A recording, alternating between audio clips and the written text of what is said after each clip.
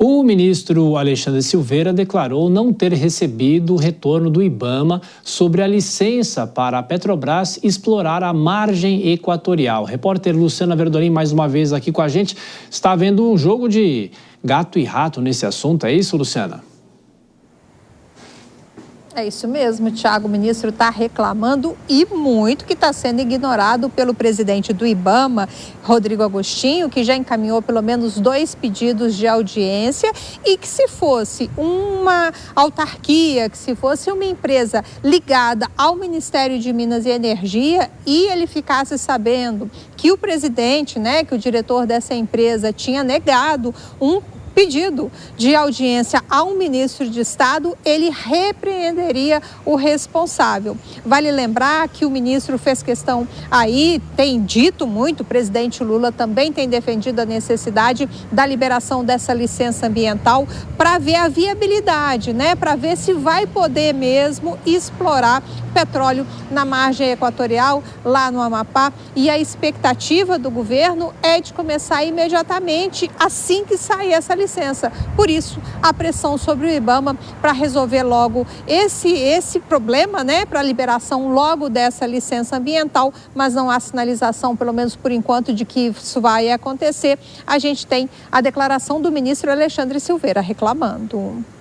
Eu já fiz o pedido, reiterei o pedido e não recebi nenhuma resposta do presidente do IBAMA. Eu prefiro acreditar que há um receio dele de ter a coragem de falar com o povo brasileiro qualquer resposta dele com relação a resposta que eu cobro dele já há vários meses com relação à margem equatorial. Eu não quero levar para o lado pessoal, eu quero falar institucionalmente. Eu acho que ele está receoso de dizer: eu vou atender o interesse nacional, o interesse já manifestado pelo presidente da República, a Petrobras cumpriu os requisitos ambientais e por isso eu tenho coragem de licenciar, ou não tenho coragem e não vou licenciar, ou falta algum requisito.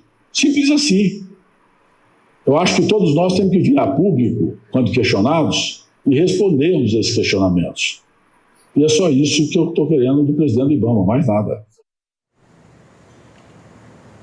O ministro tem reclamado que essa autorização é uma questão técnica e objetiva, que não tem que ter achismo nem extremismo, mas é preciso dar um posicionamento, se vai poder ou se não vai poder, pelo menos uma resposta o Ministério de Minas e Energia e a Petrobras precisam nesse momento. O ministro também fez questão de descartar a possibilidade do governo desistir de discutir essa questão da margem equatorial, deixar só para o ano que vem, depois da realização da COP30 lá no Pará, que vai reunir autoridades internacionais para discutir mudanças climáticas. Foi, inclusive, uma recomendação num artigo do ex-ministro do Meio Ambiente, Carlos Mink. Alexandre Silveira justificou dizendo o seguinte, que o Brasil não quer enganar ninguém, não pode falar que não quer explorar e no ano que vem, depois da realização do evento internacional, se empenhar na exploração. Por isso, segundo ele, o governo brasileiro tem sido muito coerente, está trabalhando sim, e que essa definição, essa tentativa, esse objetivo do governo não vai interferir nas discussões internacionais da COP30 e que o Brasil tem feito o dever de casa, segundo Alexandre Silveira, e que os países desenvolvidos é que precisam mostrar comprometimento ambiental. A discussão ambiental aqui no Brasil, claro, nesse ano de COP também. Luciana Verdolim, até daqui a pouco, vou chamar o Cristiano Vilela. Ô Vilela, e essa pressão do governo em relação ao IBAMA? Não é a pressão já para que comece a exploração, mas é um parecer do IBAMA sobre a possibilidade de que isso ocorra. O governo faz bem, não faz bem? É uma pressão mais política do que técnica? Pelo menos é isso que passa para a sociedade? Olha, eu vejo que o governo, ele faz bem em se posicionar, só que esse posicionamento ele está um pouco tímido demais de acordo com aquilo que é um projeto político do próprio governo.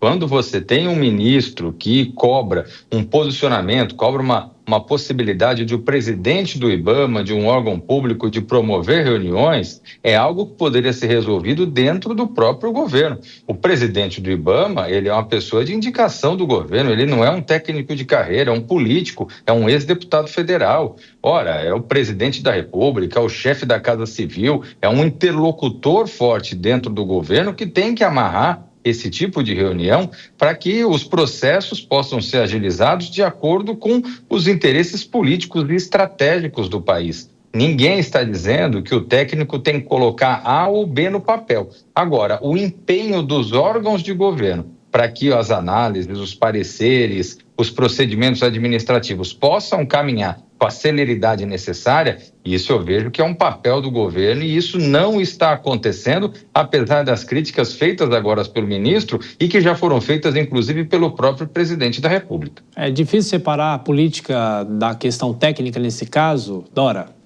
Olha, eu acho que no caso não é difícil não. Agora, principalmente o ministro das Minas e Energia comete, no mínimo, uma descortesia com a ministra do Meio Ambiente, porque o IBAMA não é subordinado a ele, o IBAMA é subordinado ao Ministério do Meio Ambiente. Então, quando ele faz uma reprimenda e quando ele diz, não estou levando para o lado pessoal, está levando sim, porque chamou de covarde. Um técnico que está diante de uma questão que, até onde eu sei, está sendo examinada tecnicamente. Então, quando o ministro chama ele de covarde, ele está levando, sim, para o campo pessoal e entrando numa seara que é da ministra do Meio Ambiente. É claro que ele vocaliza também uma opinião do presidente da República, que não quer fazer essa, pelo menos parece, nesse momento, porque o Alexandre Silveira é um dos mais próximos ministros do presidente Lula, né? Então, ele não quer, talvez, entrar em conflito com a ministra do Meio Ambiente, mas o ministro Alexandre